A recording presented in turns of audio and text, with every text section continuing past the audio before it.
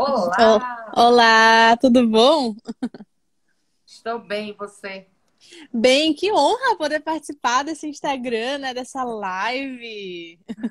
Honra para mim, isso sim. Oxe, vamos lá Gente, então. vamos.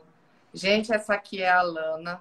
Oi, Ela é a pessoal. mamãe da Ana Luísa. Tem 3 anos e 7. É isso, Alana? Tá Isso. certo? Uhum, E a grande verdade é que eu já acompanho as duas logo depois que a Ana nasceu. isso Eu mesmo. acompanhei elas na amamentação. Para quem não sabe, a fono também atua na amamentação maravilhosamente bem, Muito modéstia à importante parte. isso. E segui acompanhando ela depois do período da aquisição da fala, agora quando ela completou 3 anos, que apareceu algumas outras coisas que eu vou deixar a Alana contar para vocês. Então, Alana, conta aí para gente, das outras mamães e papais que estão aí, como é que foi a tua experiência com o desenvolvimento da linguagem da Ana?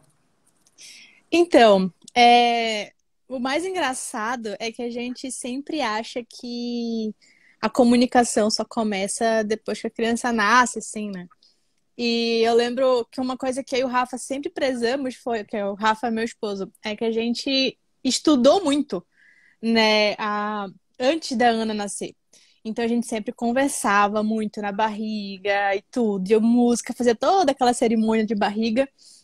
E quando ela começou a falar as primeiras palavras dela, foi lá com os primeiros sons, foi lá com 3 meses para 4, que começou. Era um negócio. Quase Eu começa a ach... brincar com a boca. eu achava que era mãe, que era mamãe. Não, era comer, né? Ela queria comer. E daí a primeira palavra que ela falou, que deu para entender assim, eu não sei o tempo, mas foi ou papai ou cadeira. Só que ela falou cadeira.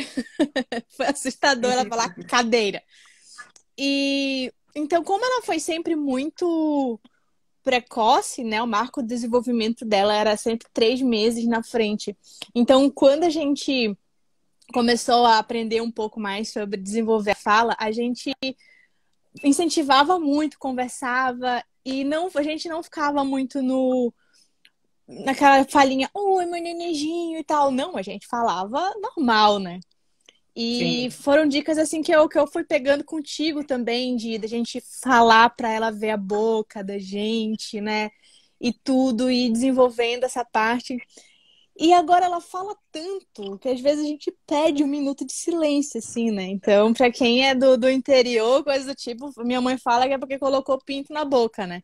A Ana já Eu nasceu com esses sempre, pintos na desculpa te boca, né? interromper, eu sempre dou esse exemplo aqui dos mitos, mas eu acho que aqui nós paraenses, pelo menos até a nossa geração, todo mundo passou pelo pintinho na boca para falar bastante.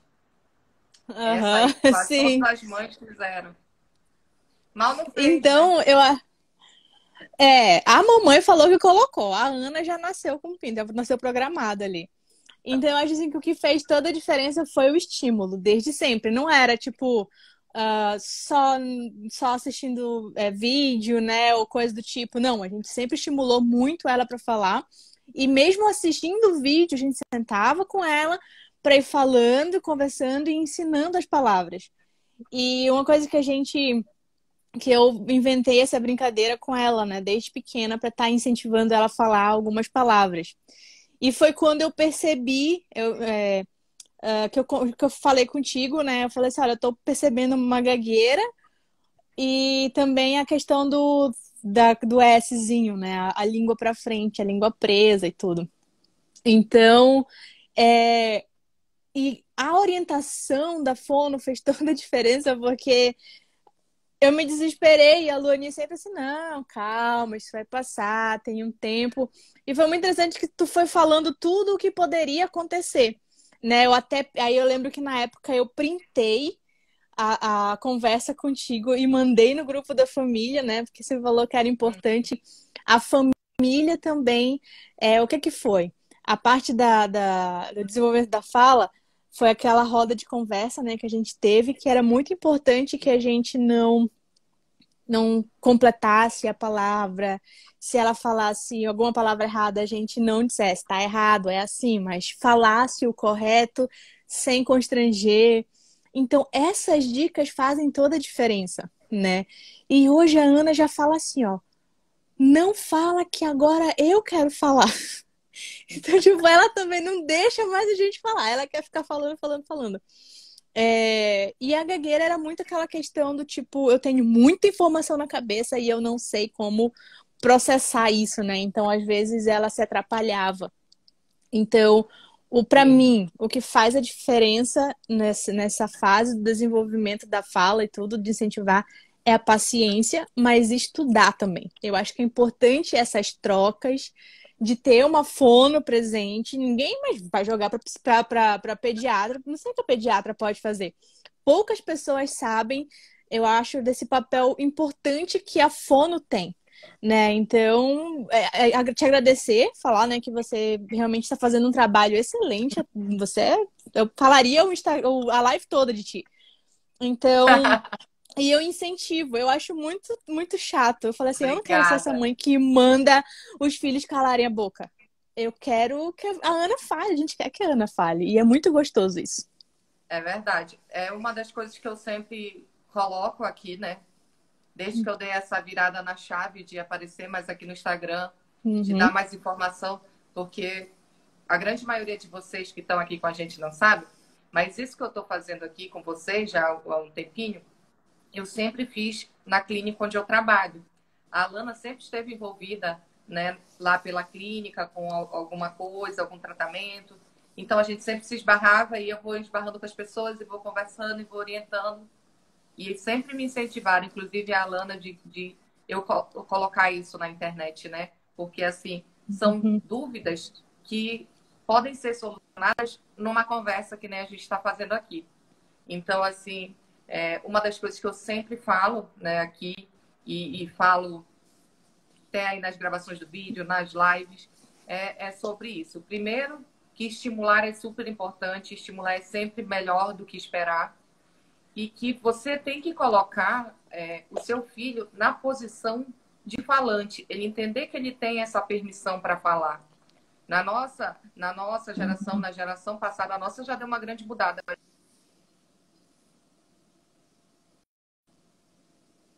A ainda falando quando aí rindo, ela riu pra caramba quando a gente falou do pinto na boca. Então, mas na geração delas, criança tinha que ficar calada, criança não podia falar. Deus o livre se fosse visitar alguém, a pessoa te oferecesse alguma coisa para a criança aceitasse. Isso era um sinal extremo de falta de educação.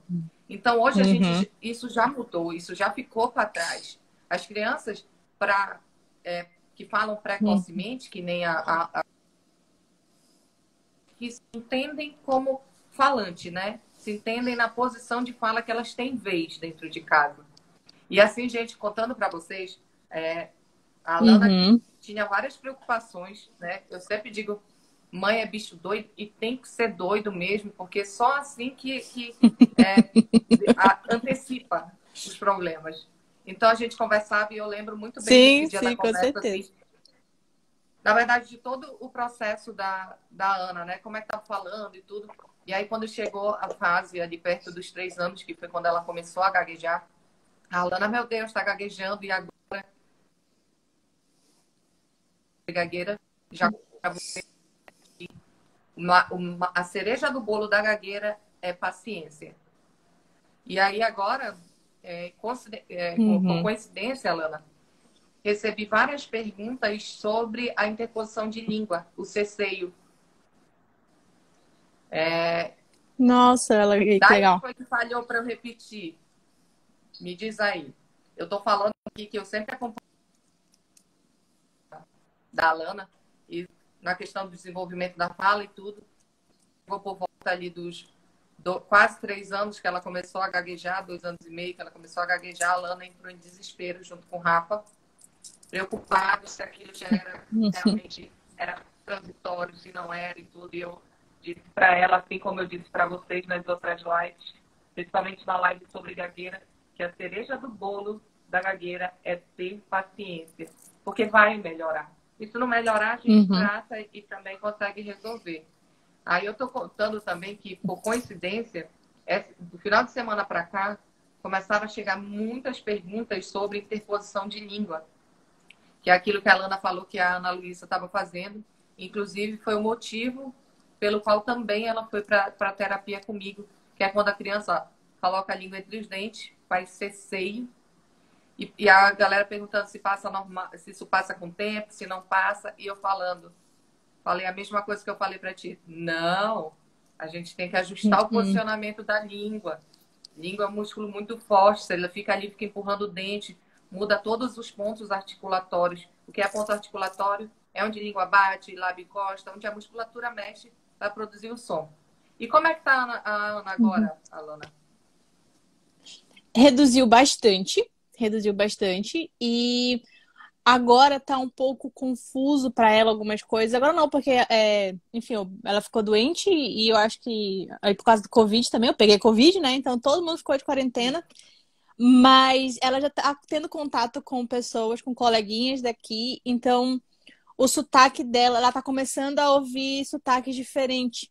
Então, ela tá um pouco, eu vou ter que, acho que a gente vai ter que voltar com fono, sim, com certeza, porque melhorou de algumas formas, mas gírias, por exemplo, guria, o que é guria? Então eu fico pensando assim, eu acho que ela vai ter um choque muito grande com os sotaques e se a gente ficar muito do tempo todo com ela. Então a gente tá seguindo o exercício do falando para ela ver, mas eu Uhum. senti que já teve uma melhora muito grande. Ela já largou mamadeira por conta própria, porque a Ai, que gente menina deu um copo. inteligente.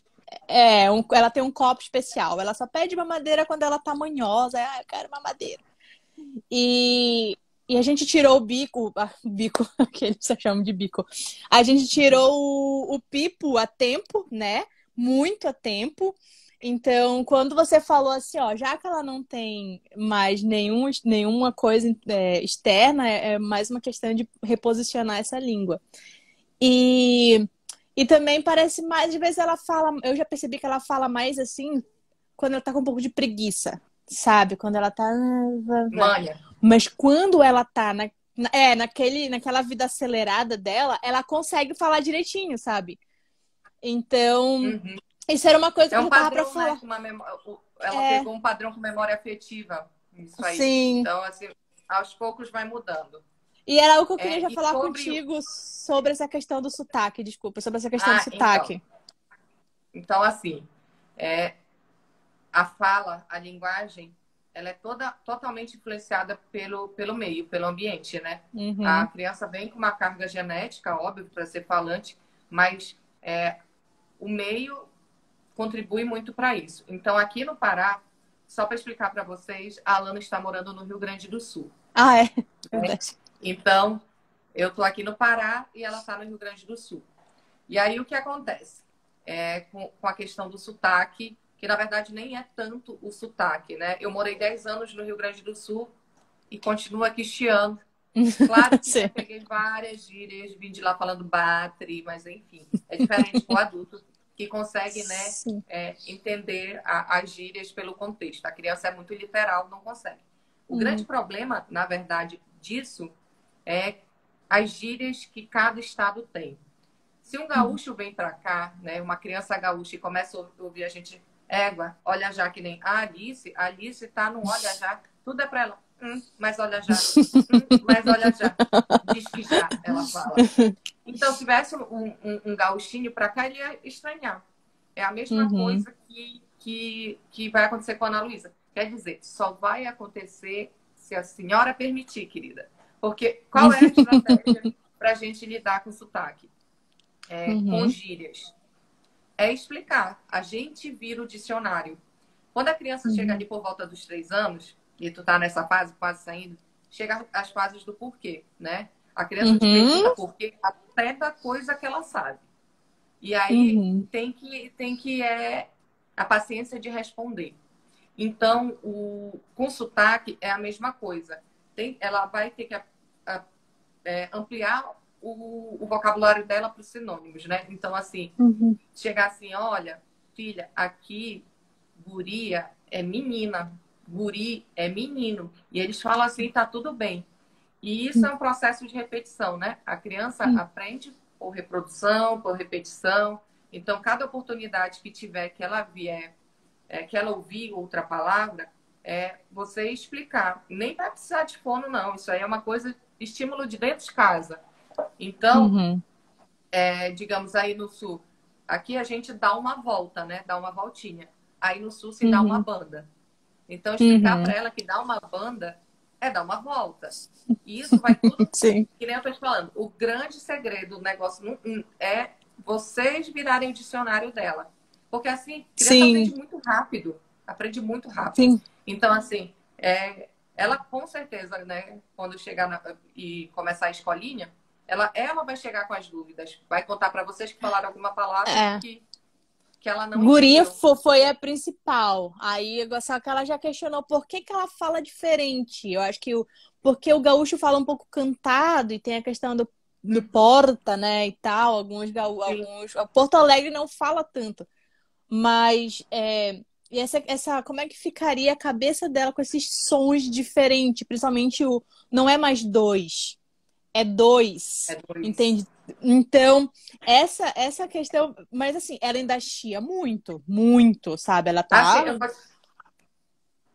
Assim, vou te dar o meu exemplo. Quando eu fui para o Rio Grande do Sul, para quem não sabe, eu fiz a minha formação na faculdade e fiquei muito tempo morando no Rio Grande do Sul. Então, né, eu era a única, obviamente, né, única paraense no meio dos gaúchos. E eu lembro que quando chegou na matéria de voz, né, a gente falando e tal, e aí foi um dos questionamentos que eu fiz para a minha prof. Né, ela avaliava cada aluno, né, a voz de cada aluno, o padrão vocal de cada aluno, para a gente entender como era que funcionava uma avaliação de voz. E esse foi um dos questionamentos que eu fiz sobre o sotaque. Ela disse que, assim, primeiro, todo mundo é capaz de entender essas variantezinhas de sotaque e que isso não é considerado um erro. E a gente realmente, depois, em linguagem, aprende que isso não é um erro. É só uma questão da consciência fonológica. A gente fala sons, a gente não fala letras. Então, assim, na hora Interessante. na hora de escrever, a gente aprende através da ortografia que, digamos, 2 é com S no final. Mas se fosse para eu escrever 2 com meu sotaque, eu colocaria um X, porque o som que a gente faz é X. Então, a Ana Luísa, com a idade que ela está, é como se ela fosse aprender uma segunda língua. Ela não vai ter dificuldade nisso. Porque seria como se você colocasse ela para aprender inglês. As crianças têm muita dificuldade não, muita facilidade para aprender uma segunda língua. Então, ela vai tirar isso de letra, essa questão dos fonemas. E quando ela te perguntar, é só explicar. Está se falando a mesma coisa. E com a idade que ela está aí, é muito provável que ela vá pegar o sotaque gaúcho. Porque ela vai ser bombardeada auditivamente. O repertório dela, maior de fala, né, vai ser com os gaúchos, né? E voltada aí, então... Não. Uma coisa interessante é que ela estudou aí em Santarém, antes da pandemia toda, ela estudou ainda. E as crianças da sala dela não falavam tão bem quanto ela. Ela era uma das que falavam melhor. As outras crianças ou não falavam, ou falavam sem completar uma frase toda. Então, ela sentia um pouco de dificuldade com isso, porque a gente sempre conversou muito com ela. E aqui, na escola dela, pelo que eu entendi, eu ainda não consegui conhecer todo mundo, porque eu trabalho no horário da escola dela. Mas quando eu fui lá já uma vez, deu para perceber que as crianças já são um pouco mais desenvolvidas com relação à fala. Não sei se por conta da idade também. E só que as perguntas que ela vem trazendo realmente fazem todo sentido quando você fala assim, a questão de aprender rápido. Porque quando ela veio com a história do guria, o que é guria? Por que a professora me chamou de guriazinha? E daí a gente explicou para ela, Aí, para outra pessoa, eu já vi ela explicando para outra pessoa, sabe? Eu já ouvi, não, porque guri é menino e guria é menino. Então, ela pegou muito rápido. E a gente, uma coisa, ela teve um pouco de dificuldade também, que a gente queria ensinar, tinha esse sonho de ensinar ela bilíngue, né, com relação ao inglês. E a gente começou a colocar bastante vídeos em inglês para ela. E ela pegou rápido também, tipo, ela aprendeu primeiro, tipo, que dividir. Ela primeiro aprendeu a dividir em inglês do que dividir, que é compartilhar em português. E isso Uhum. bugou um pouco a cabeça dela, porque ela sabia falar, mas ela não conseguia. Por exemplo, que cor é essa? Mostrava azul. Aí ela falava é blue. E então, eu penso assim que quando a gente, que com relação à fala, eu acho que a melhor fase é essa, e a gente tem sim que estimular, porque é uma das fases mais importantes. E a gente não tá só ensinando elas com o beabá só. A gente tá Sim. estimulando o vocabulário emocional dela também. Desde muito pequena, a gente super estimulou. E como a doutora Fernanda falou uma vez, sobre educar emocionalmente a criança. Sim. Então, eu acho que isso é muito válido.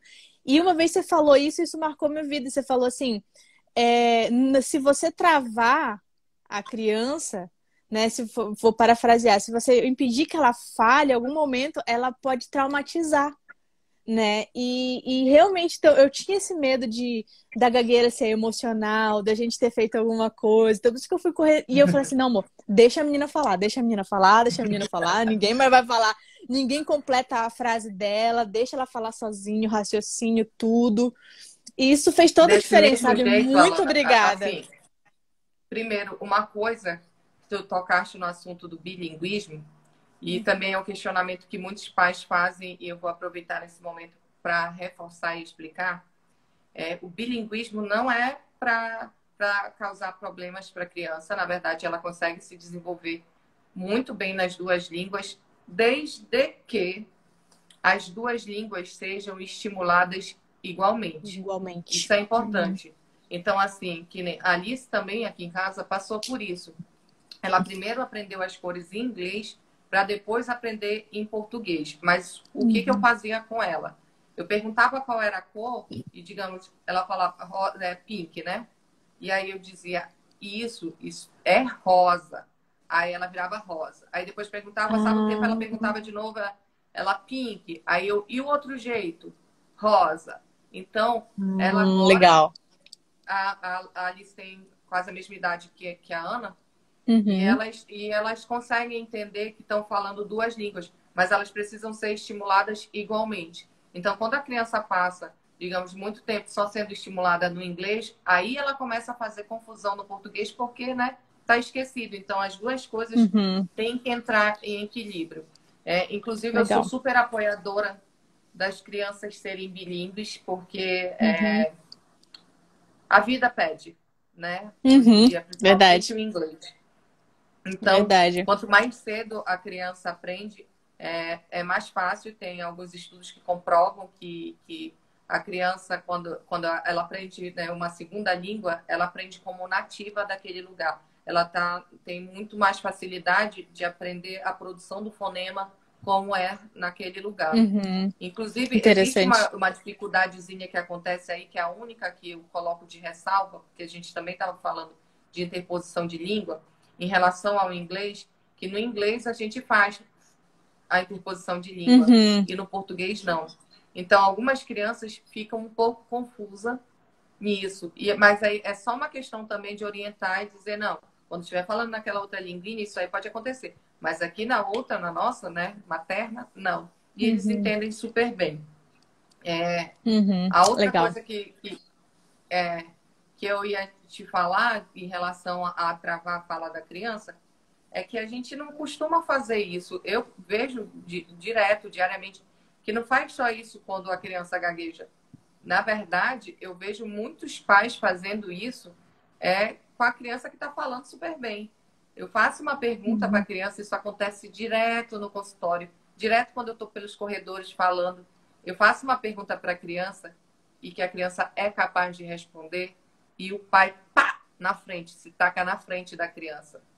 Então, isso Uhum. também é uma forma de você travar a fala do seu filho. Quando você não dá autonomia para ele responder questões que ele sabe, que ele já é capaz de responder, você tira a autonomia da fala. E a gente faz isso muitas vezes. Eu digo a gente porque eu também algumas vezes já fiz, e de vez em quando, ainda quando eu me pego, putz, respondi. O que, na verdade, a gente tem que fazer é permitir que a criança fale. Quando você perceber que ela está tendo alguma dificuldade de elaborar a resposta ou pergunta, aí você pode dar um empurrãozinho. Mas se não, deixa ela, deixa no tempo dela. E acontece demais, já deve ter visto com filhos de amigos teus, que os pais ficam tão apreensivos que eles começam a falar no lugar da criança, mas ao mesmo tempo quer que a criança fale. Sim, outra dica importante que você deu foi com relação à respiração, que às vezes travava, ela ficava... Não era nem só a gagueira, era só aquele desespero para querer falar e a gente acaba dizendo, calma, respira. Não, não calma, não respira. Ela tá falando, então deixa falar, espera. É um exercício de paciência, sim. Espera e daí conclui. E não cortar que ela fique impaciente. Acho que toda criança fica impaciente. Tipo assim, não é isso, não tá me entendendo. Então, calma, deixa ela explicar o que é que ela quer e vai fluindo. Então, com relação à a respiração dela, assim, já melhorou muito. Essa gagueira de início também já melhorou significativamente. Às vezes ela já para. Quando ela não consegue, ela mesma para e ela muda de pensamento. Ela, tive uma ideia. Tipo isso, entendeu? Eu tive uma ideia. Então, esse tive uma ideia, ela pegou muito com a Alice, assim, sabe? Tive uma ideia. Isso é muito Patrulha Canina, eu acho, né? Tive uma ideia. E daí, esses desenhos que estimulam um pouquinho mais, que não é só mas que tem um raciocínio, também faz a diferença. Ela reproduzir as falas. Um dia desse ela estava gravando no YouTube. Se inscreva no meu canal, não esquece de dar o like, né? Então, tipo, tudo isso ela já tá fazendo. Ela pensa que ela é uma YouTuber. Então, isso é muito legal. Assim, eu tô quase toda live, eu repito, vou repetir de novo.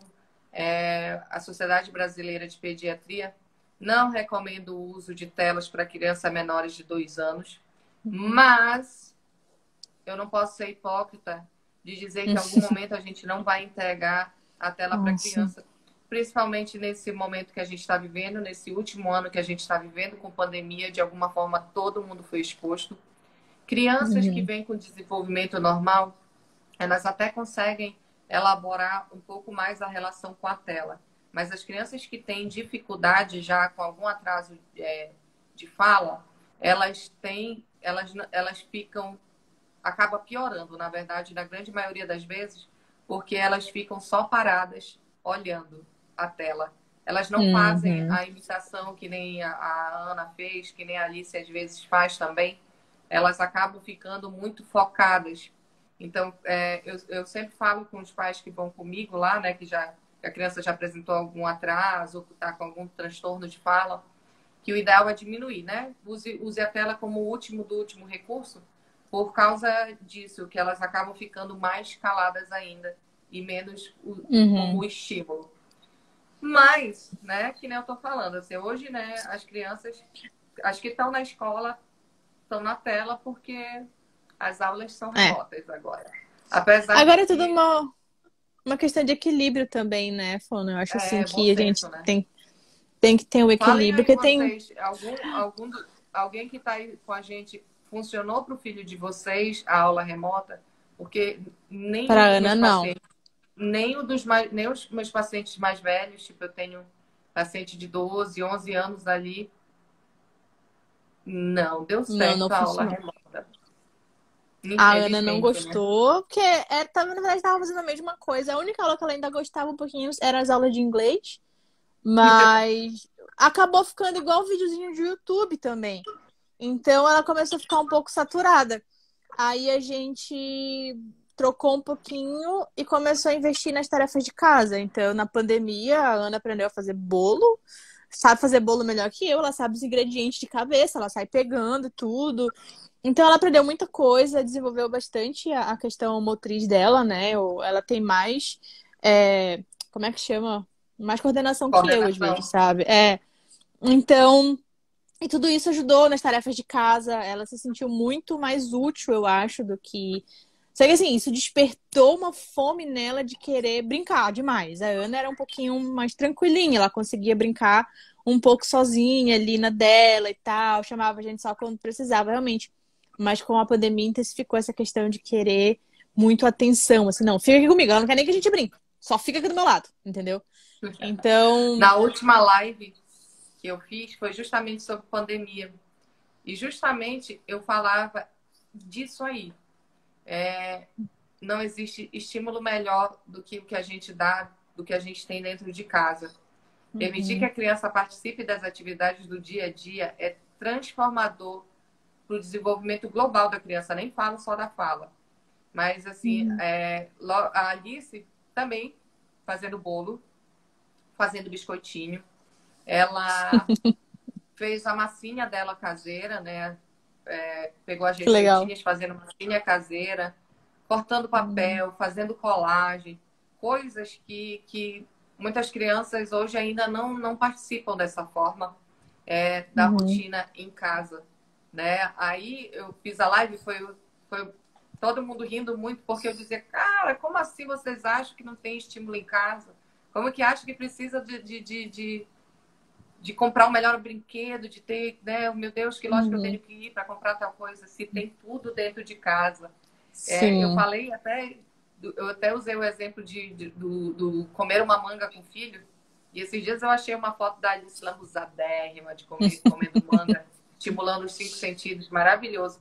Inclusive, gente, vocês que estão aí, experimentem fazer uma receitinha com a criança. O fato dela verdade. pegar ali os pesos, a medida, ajuda muito na coordenação motora, na propriocepção dela. E também, né, você vai todo o tempo falando da receita para a criança, permitindo que ela participe. Fazer receita é muito legal. E eles Exato. se sentem super participativos, assim, que eles fizeram a comida. E aí Verdade. quer contar, já quer arrumar a mesa. E uma coisa puxa a outra. E você tinha tudo dentro de casa. Não é nada É do verdade. outro mundo. E é o Uma melhor coisa, estímulo, tá vendo? Pelo teu próprio não, e uma depoimento coisa que é aí. muito legal. Ai, que acho que tá com atraso. Desculpa te atrapalhar. Ai, desculpa. Não. Mas uma coisa que é Não, muito legal é fantoche. Nossa, fantoche é revolucionário. Nossa, é né? Contar muito bom histórias.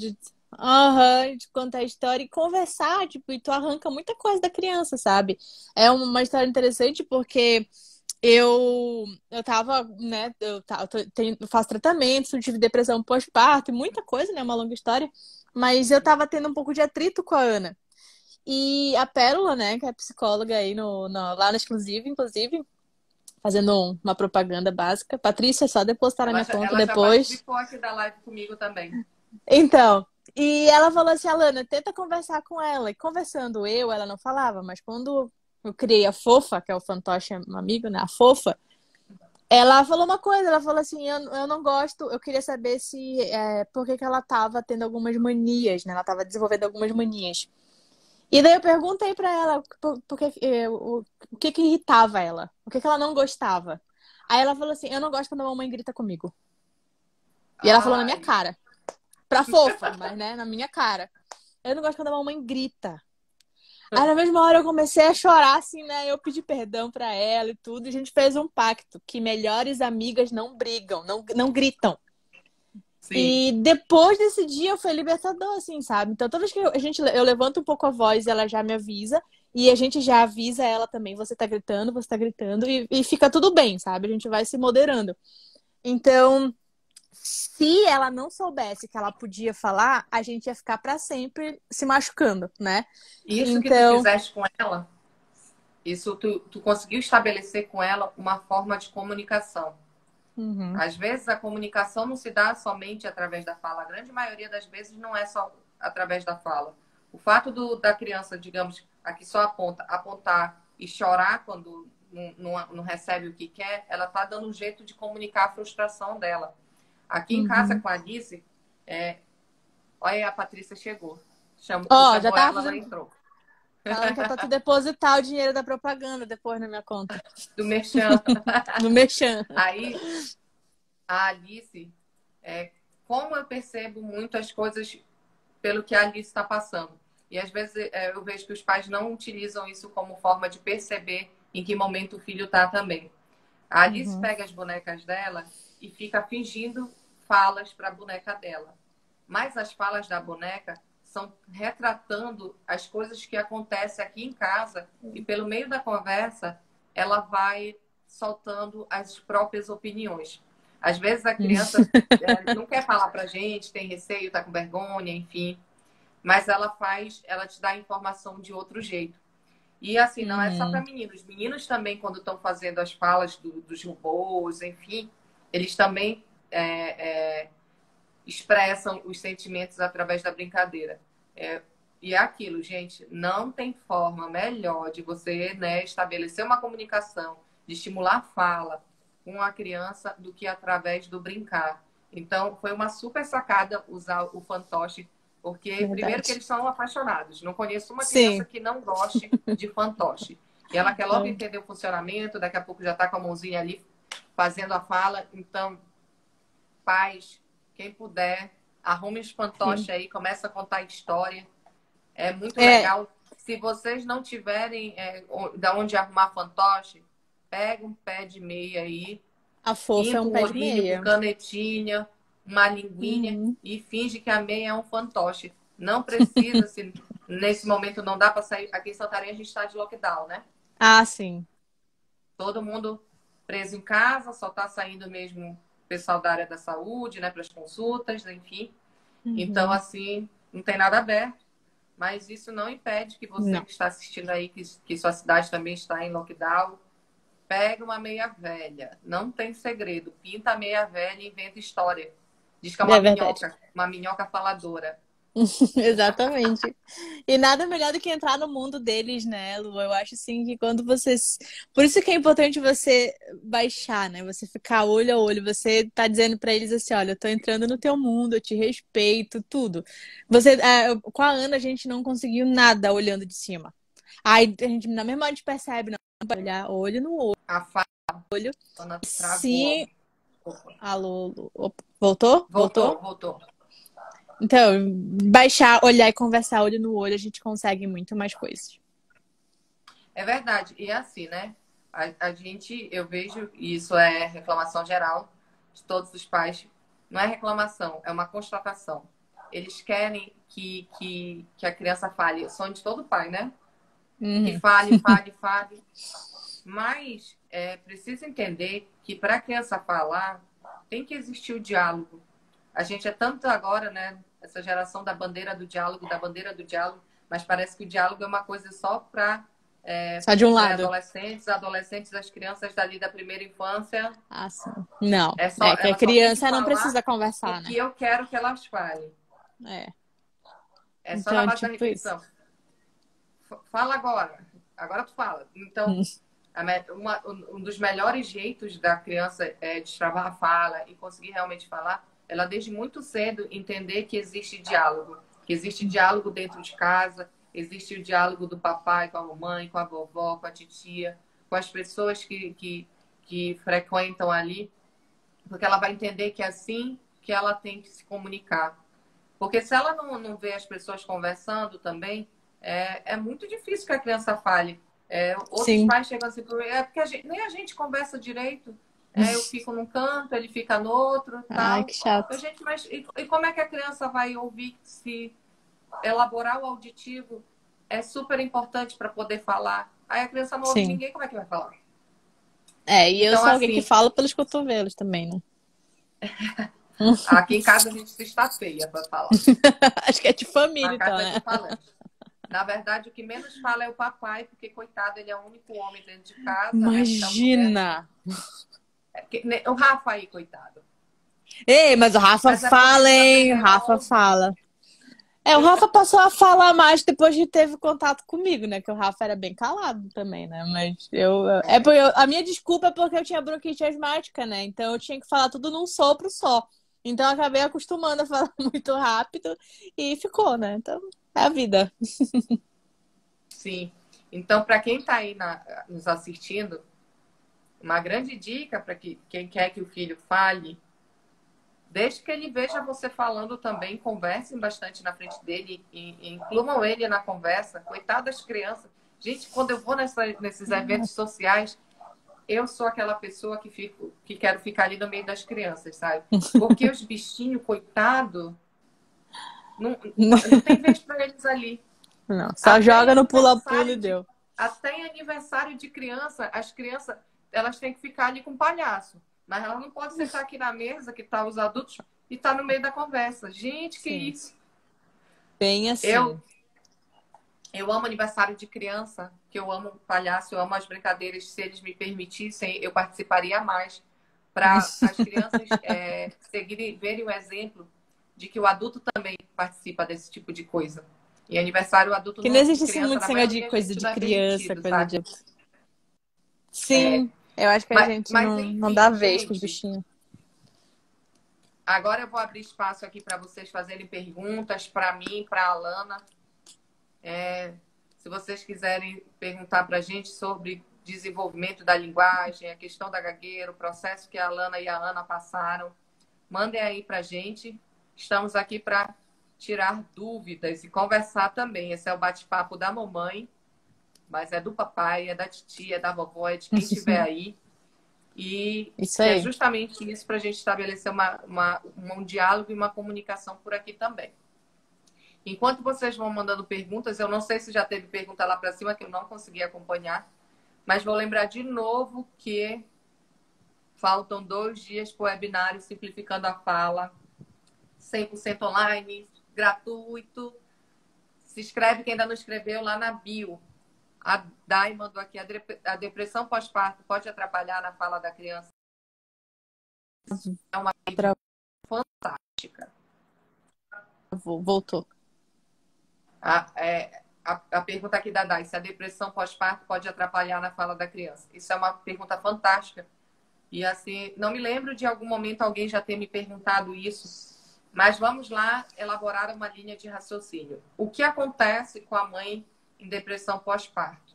Ela não quer muito contato com o bebê, com a criança. Na verdade, infelizmente, a criança é como se fosse um fardo para ela. Que tudo que está acontecendo, tudo virou uma gigante bola e que tudo é em função dessa criança. A mãe não está conseguindo elaborar muito bem, porém, questões e depressão pós-parto, fique bem claro, precisa ser tratada, precisa ser levada a sério. É uma coisa séria e grave. E como isso afeta na criança? Gente, não tem voz, não tem afago, não tem estímulo melhor do que a própria mãe. Então, existem vários marcos do desenvolvimento, né? E que eles vêm desde o nascimento, na verdade, desde ali da 12ª semana, quando a criança já começa a ouvir dentro da barriga. Então, quando a criança nasce e a mãe não quer, né? Não é que ela não queira, não é essa a palavra. Ela não pode. Que querer, ela fica num conflito de que ela quer muito estar ali perto, mas ao mesmo tempo não dá para ela. Então, a palavra é que ela não pode. Ela está tão afetada. E aí, então, o melhor estímulo da primeira infância ali do bebê, que é a própria mãe, não tem.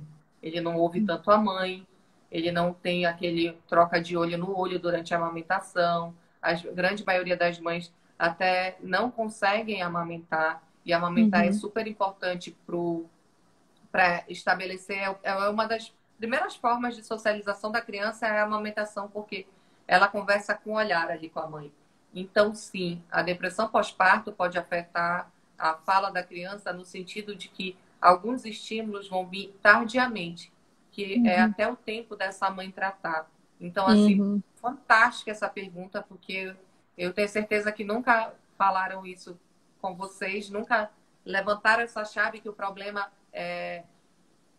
Tipo, a mãe tem que ser tratada, mas porque não vai ser um problema, um prejuízo só para a mãe. Mas também aquele bebê, aquela criança vai ter muitos prejuízos. Então, mãezinhas que estão aí com o seu bebê recém-nascido, nos acompanham, ou se vocês têm alguma conhecida que, né, recém teve o bebê e está percebendo que ela está nesse momento, que ela está mais fragilizada, que precisa de ajuda, ajudem, levem para ajudar, porque é muito importante. Mais alguma pergunta? Só fazer uma observação, assim, de quem já Faz. teve desse lado também, né? Uma coisa que faz toda a diferença, Lu, é não romantizar muito a gravidez, no sentido de você gerar muita expectativa. Foi o que aconteceu comigo. Eu gerei muita expectativa. E eu não tive todos os acompanhamentos necessários. Por exemplo, meu obstetra me omitiu não me informou muita coisa. Muitas das coisas eu só fui aprender depois, né? Eu acredito que poderiam ter evitado um pouco esse processo de depressão. Uma das coisas é dizer assim, é ter essa rede de apoio que é tão falada na teoria, mas na prática não é todo mundo que consegue. Então, eu romantizei muito a gravidez no sentido de que não fui preparada para a amamentação como eu acho que eu poderia ter sido, entendeu? Então, eu já tenho Eu uma entendo, eu bagagem. sim entendo o que tu É, passaste. então, acho que foi com uma semana que tu foi, depois que a Ana nasceu, que tu foi lá para me ajudar a amamentar. Foi a primeira vez, quando tu foi lá, foi a primeira vez que a Ana sugou meu peito, de verdade. Então, é impossível não me emocionar, porque, tipo assim, cara, eu fiquei pensando, por que que ninguém avisa essas coisas, sabe? Por que que ninguém. Eu não fazia ideia de que fono ajudava na amamentação. Tipo, então, quando falaram assim, a Letícia que falou. Ah, chama a Luani, mas a Luani é fono, o que que a Luani vai me ajudar? Entendeu?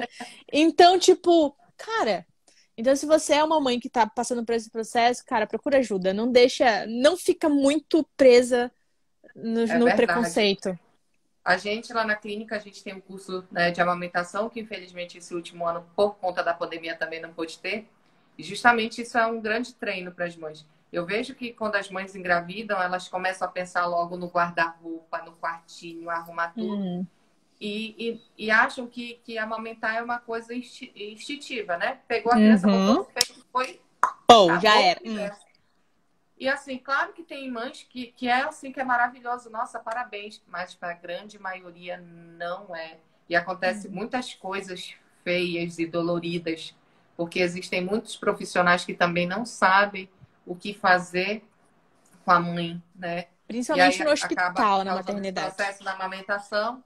E assim, a amamentação é importante para a criança, não só pelo fato de nutrir, mas que né, principalmente a nutrição, mas envolve várias outras questões, né? Questão motora, cognitiva, emocional e para a mãe Uhum. também. Então, assim, uma coisa leva a outra. Eu sempre digo assim, é tudo, né, um ganchinho perto do outro. Uhum. Então, gente, não perca um tempo. Tem alguma dificuldade, pode ser, na sua cabeça pode dizer, ah, mas deve ser besteira. Não é. Uhum. Pergunte. É melhor você pecar pelo exagero do que pela falta. É Ainda verdade. tem Tem mais outra alguma pergunta. pergunta aí, gente? Tem, da Renata, logo depois da Dai. Cadê? Deixa eu subir. Não achei. Minha filha de 2 anos só fala mamá, mamá e papá. Como estimular? Tá atrasada, né? Assim, primeiro que o ideal seria conhecer um pouquinho melhor a história de vocês, porque para a gente falar isso, eu precisaria saber como é que é a rotina de vocês em casa. A rotina da família influencia totalmente no desenvolvimento da fala da criança. Mais 2 anos, e está falando só mamãe e papá, você tem que voltar lá para o estímulo da imitação, principalmente. Ele é um estímulo, um pré-requisito essencial para a fala. Criança que não imita provavelmente não vai conseguir falar.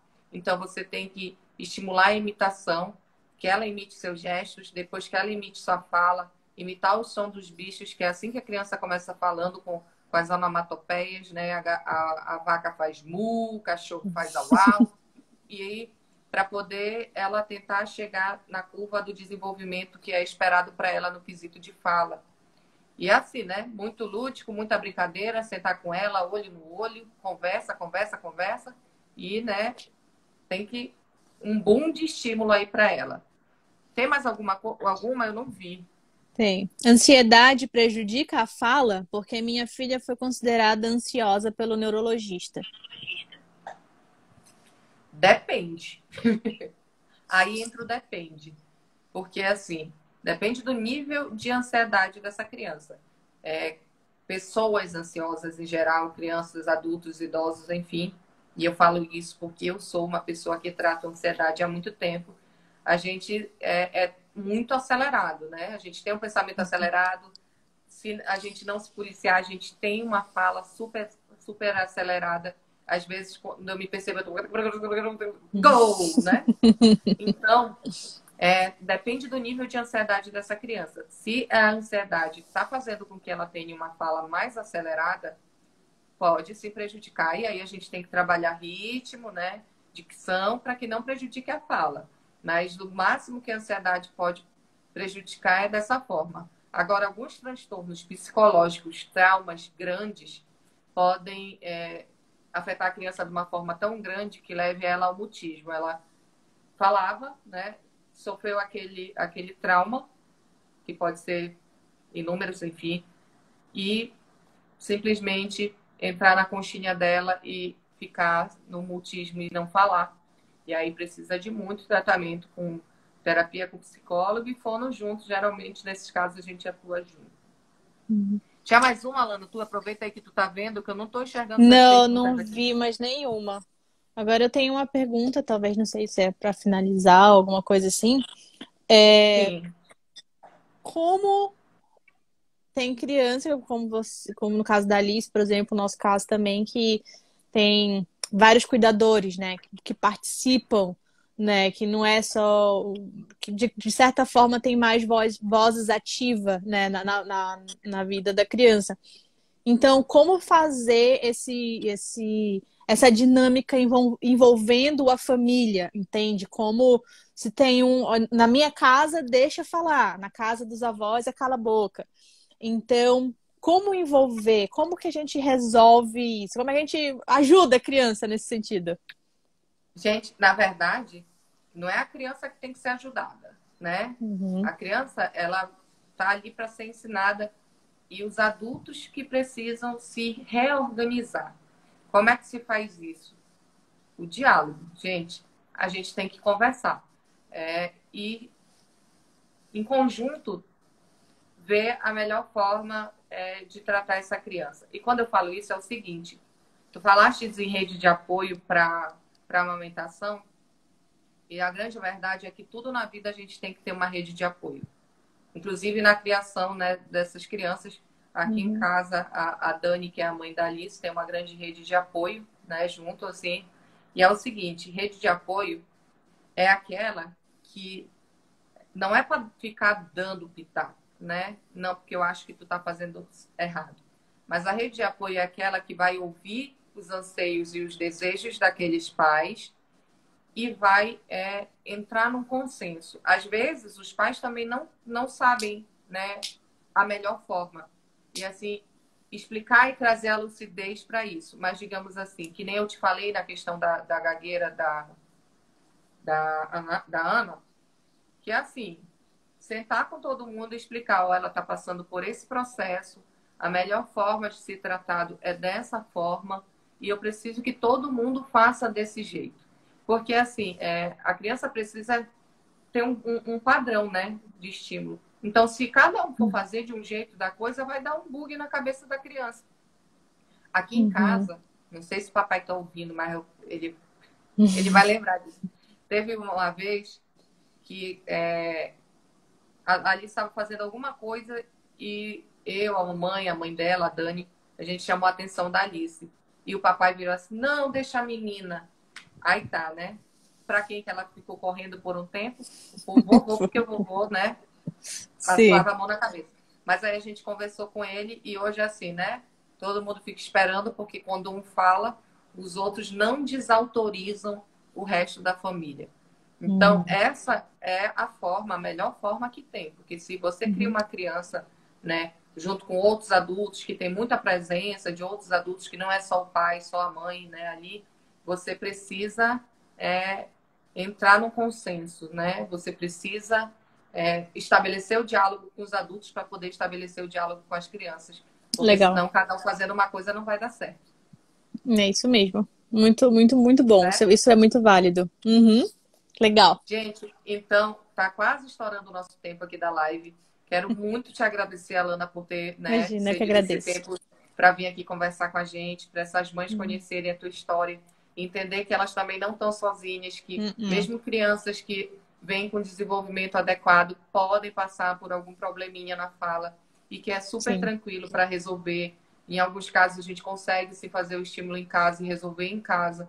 Basta que a gente vire a nossa chavezinha da mente. É Então, muito verdade. obrigada por ter participado, por dar esse teu depoimento. Muito obrigada de verdade. Obrigada pelo convite e saiba que tu és uma profissional incrível.